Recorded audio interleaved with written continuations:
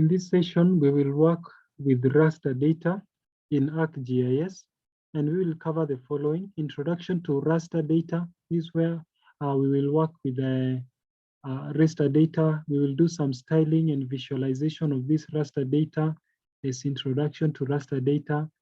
And then we will clip our raster data using some shapefile, which will be a polygon. And then we'll visualize this raster data in ArcScene.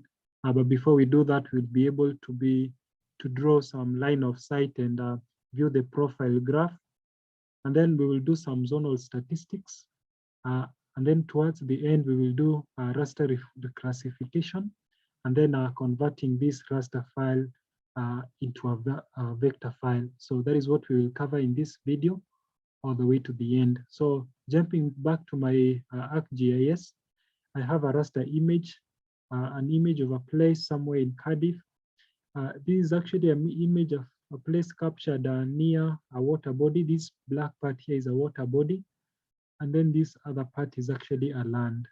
So this DEM is actually an image of that place called Cardiff. You can see it is giving some kind of a black for the regions with a bit of lower elevation. If I was to use identify tool to identify this part here, you realize the pixel value which actually is the value of the height above mean sea level for that part that is dark is actually 0 here. So if I was to pick the pixel value for the places that are white, you realize the pixel value there is a bit high, 645. So that means low values are taking color black and high values are taking something closer to white, and that color is distributed that way from -32 to 879. So that is our DEM, and this is the one we will start by styling up. So to style up, I'll just right click, jump to the properties. Once I'm on the properties, there is an option for symbology. From symbology, I can pick a color ramp which I want. I will pick this one. This one will allow me to view blue and blue on the high regions and this brown on the lower regions. So I will invert them so that blue is on the lower regions, because these are the regions near to mean sea level. So this should be more of blue. And then I will just apply. Let me just drag it, drop it here, so that drag it to that corner so that you can be able to see these changes here. So that option is for the stretched DEM. So you realized there's an option for the stretched and there's an option for the classified. So the stretched will give us, it will not give an immediate transition of the color here. The color transition will be uniformed. It will be stretched in a way as it changes from blue to green to yellow to brown. It will be stretched in kind of a way so that it is not immediate. So that is the stretched option. If you were to use classified option here, it will give you actually classes. So you can see by default we have 5 classes, and I will again use the same color ramp. Let me invert this one. There's no dedicated button for invert here. So just click here and flip the colors. So once that is done, if I was to hit apply, watch the change in the DEM. I want you to watch the change in my DEM. Perhaps, let me just hit apply. You can see that color transition is not very smooth. It is immediate from one color to the other. Transition is immediate, and some classes have actually been created here. And these classes are 5. And you can see each class has some color and some range.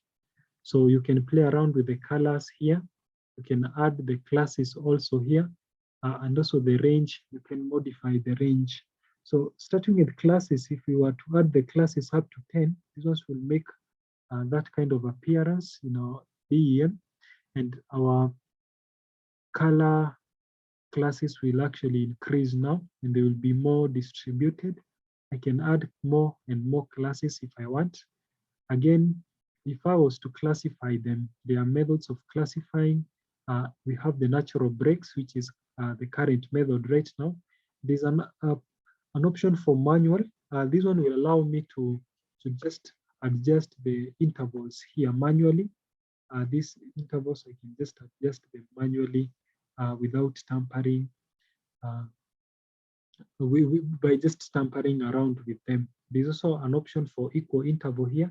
This one will classify those classes. If we have 10 classes, it will give them equal intervals for each class. So you can reduce classes maybe to 5, and you can see the interval will also be equal. So that is a method of classifying. And you can also see the classification statistics here. You can see the count, the minimum, the maximum, the sum, the mean, and the standard deviation. All these are the statistics for this DEM. And it does the sum for you. You can see the sum is thrown for you. You can calculate the mean with the sum, but it does the sum for you and also calculates the mean for you. So that is on classification.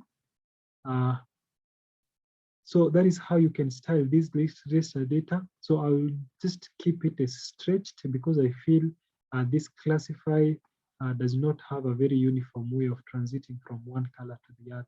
So because it is for the purpose of visualization, I'll just keep this one as that method. So the next thing I will do is to clip this raster. So for me to be able to clip the raster, I need a polygon. And this polygon will be a shapefile with the same coordinate system as this DEM. So I'll just come here to my catalog and create a shapefile in my workspace.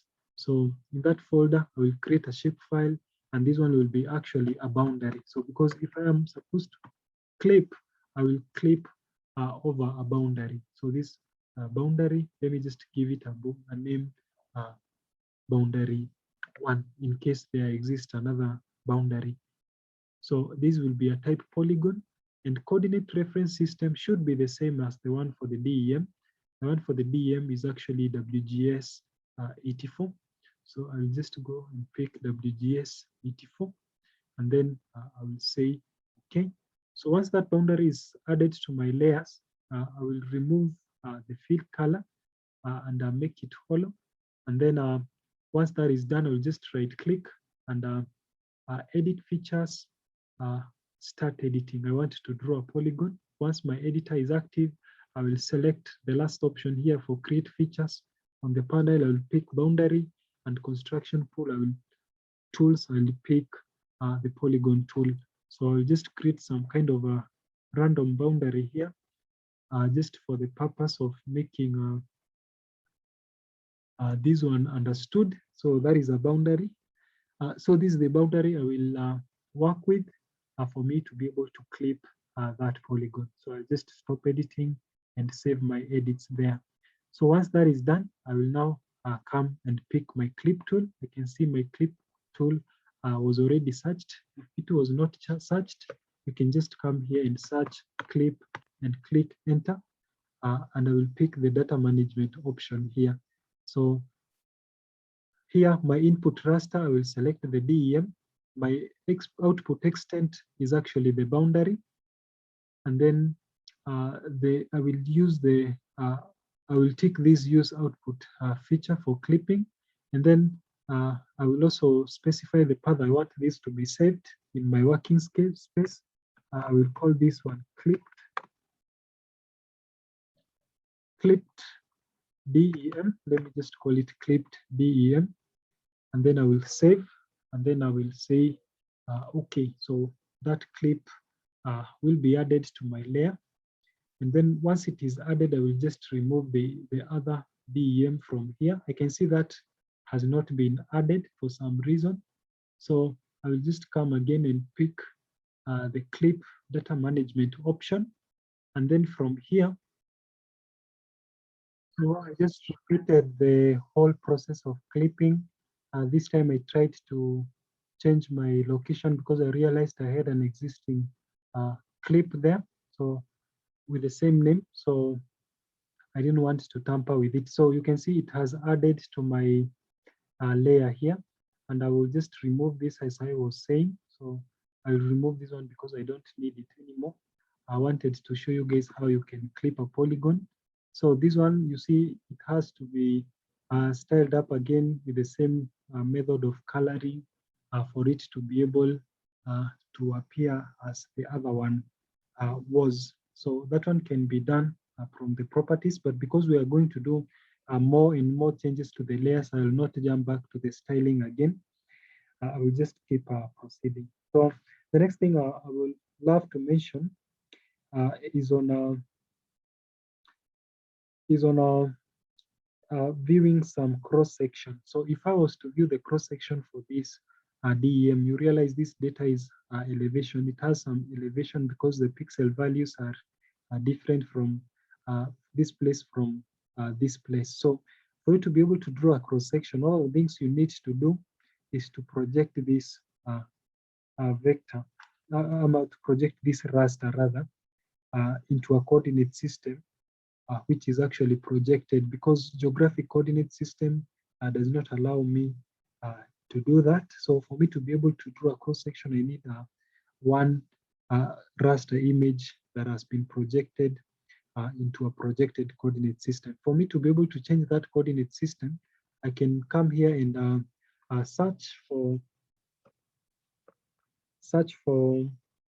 project raster. So I'll just type project raster.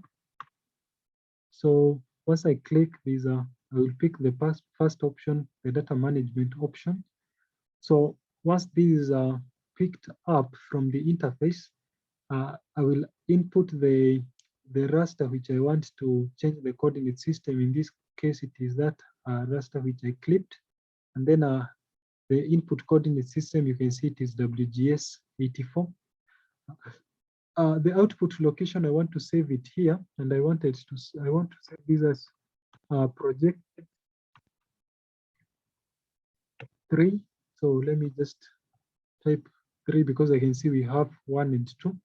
So projected 3, and then the output coordinate system now should be actually a projected coordinate system. This place corresponds to somewhere under UTM zone 30 in the northern hemisphere. So I will pick my UTM zone as 30 north, and then I will say okay. Of course, that is the UTM zone for the place which this is DM has been extracted. And then I will click OK there, and I will wait for the projection of this raster to be successful. Now I can see my layer has actually added for projected 3. So I will remove this one because I don't need it again. You can see the projected one here has come again with its own styling. It is very similar to the one we had. The only difference actually, if I was to open the properties, I'm not sure if that is the properties I have opened. Yes, it is the properties. If I was to open the properties and look at the coordinate system, you can see it is actually projected, and it is actually UTM zone 30 north. So that is the difference between this one and the previous one. So once this is projected, now I can comfortably, let me just do my styling. This one looks black and white and ugly. So let me just style it a bit. So back to my symbology, I will pick this color ramp, and I will invert it. Then I will say, okay, just to give it some bit of styling. Okay, so you can see even the height has been reduced, and the highest value and the lowest values have been reduced because I clipped this one. So once this is done, I will now start doing what I was intending to do, to draw a cross section. Before I draw a cross section, I have to ensure some tool is active.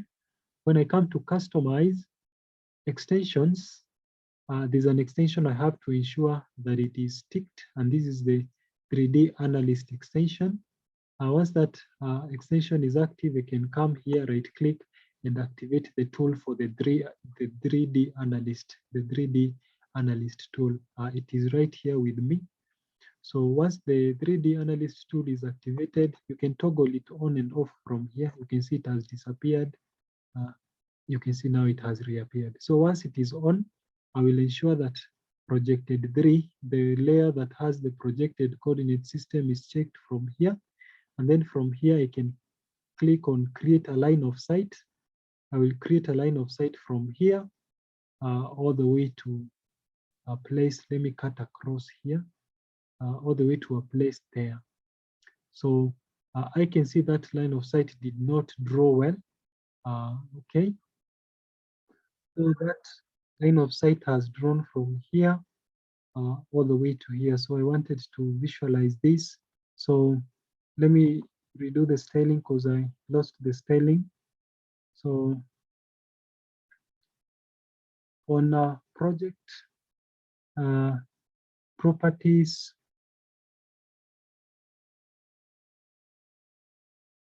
I will select that styling, invert it, and then I will just click OK.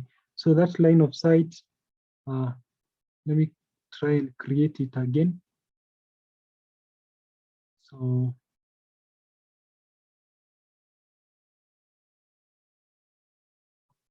to create that line of sight, I came to the line of sight from here all the way to there. So once that line of sight has been drawn, on the profile graph, I can be able to see the way that DEM is rising and falling from this point with blue all the way to the point with red. You can see this one is marked with blue, this one is marked with red.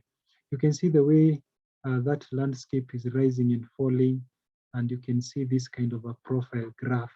So this region here is going very high, and you can generate a line of sight for another place as well. So like there. So if I was to close this one and view the DEM for that one, I mean the profile graph for that one, you can see the way this one is looking. This place is more mountainous, and then there's a place with kind of a valley here. And then let me try a place with a river. So when I look at this place here, so let me delete this.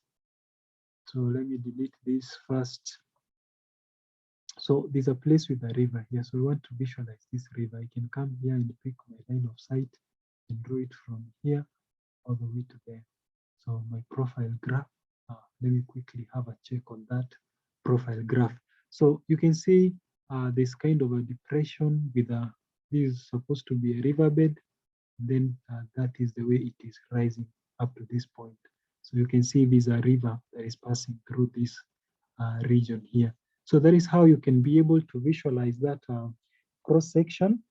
And then from here, it is visualizing this data again in ArcScene. For you to be able to visualize this raster data in 3D, you need to open it in ArcScene. And this is the projected raster, which you need to open in the ArcScene. So you don't have to open ArcScene from here. You can open ArcScene using this dedicated button here in the 3D Analyst tool. It will help you open ArcScene. So once I click that, you can see ArcScene is opening. I'm using now ArcScene 10.8. And once ArcScene is open, I will be able to visualize this raster image in 3D. So that is part of what we are supposed to cover in this tutorial. Visualization, 3D visualization of raster data. So I will just come here. You can see the interface for ArcScene is very similar to the interface for the ArcGIS ArcMap. So let me maximize it so that you can see it. So I can also add data from here the same way I was adding data in the other ArcMap option. So I will add projected 3, and you can see it comes with its own styling. So let me just style it up so that it can take some bit of shape. You can see it is actually very similar. So symbology, I will pick that was my color ramp. It was actually inverted, and then it looked something like this. So with my navigate tool open, I can be able to navigate through this DEM this way, and I can be able to visualize this surface as a 3D surface. So right now everything is just flat. You can see there's no, the cross section we just drew, we cannot be able to see those mountains. For us to be able to do that, we need to do the following. We need to activate actually the base height. So I will come to project 3, open the properties. This one is similar to what is there in ArcGIS, so controls here are very similar. But here there's a function that has been added called base heights. So if I click on base heights, I select floating on a custom surface, and then I hit apply. You should be able to see those features now rising. So if you see, you will be able to see some bit of a change in that DEM, but it is not very much. So let us try and improve it. So I will just go there, and again on the properties, I will go back to base height. There's a factor to convert layer elevation value. This value I will raise it up to maybe let me raise this up to 5, and then I can see the change. You can see now those places are beginning to rise now. You can be able to see those mountains coming up very well. So I can raise them now from 5 maybe to I hope 15 will not be too much. Let me try 10, double this. So let me try 10. And then I will hit OK. You can see now the way that place is rising now. Now you can understand better this image when I say the blue part is more of ocean. So you can be able to see that there's actually a valley called a river that is coming all the way and draining here. There are other places here I can be able to see them in 3D. And just like that, I can be able to visualize my DEM in ArcScene using this 3D visualizer, our ArcScene. So that is how you can visualize a DEM in 3D in ArcScene. So I will just jump out of ArcScene. I will save those changes and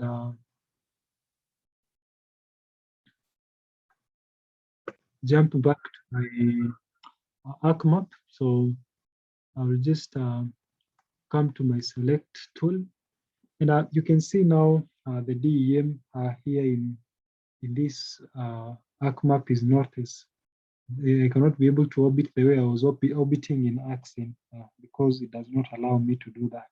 So the last part we will cover is the part on zonal statistics. And on zonal statistics, there's a tool we use, and this tool here is called Zonal Statistics. So if I type Zonal Statistics, I'll just pick the first one, the Spatial Analyst tool. This one will help me get the zonal statistics for this input raster here, project 3. So if I wanted to see some zonal statistics for project 3, I'll just select project 3 there. And then I will be able to field, I will use count for my field. And then my input value raster, I will select project 3 again, and then I don't know if this one will work. So the output raster, I wanted this one to be statistics. Let me just call it statistics. So let me see if this one will work.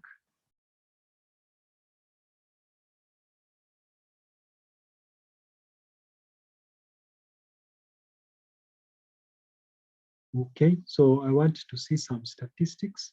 And from this zonal statistic tool, you can see there is an option here for statistic type. By default, I should be able to see that option. Let me just repeat this process again. The zone of field, I will select count, and then Okay, it looks like we have some output finally. So let me see the way we look from the properties. So I'm running out of power. So from the statistics options here, I can be able to select whichever statistics I want to calculate.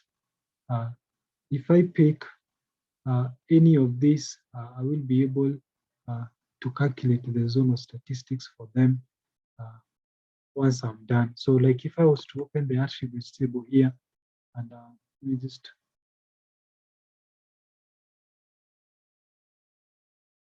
go to the statistics, and come to the source, and you can be able to see this kind of information here. And there's a statistics panel here giving me the mean, the max, the mean, the standard deviation, and the classes, all of this. You can see these statistics here in the source, okay?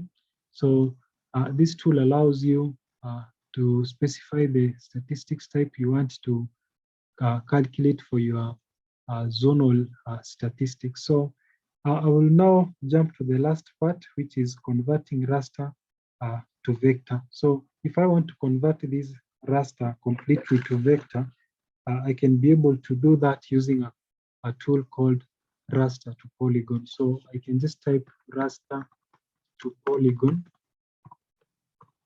and I will be able to access that tool for raster to polygon, and this tool will convert this DEM into a polygon. So if I pick that and then I select count, and then I will save it in that default location. So this one will create a whole new raster for me, and this raster will become a polygon altogether. It will lose the DEM properties and become a polygon, and I will be able to see some of these things as contours rather than seeing them as DEM images. So let me wait for this one to respond.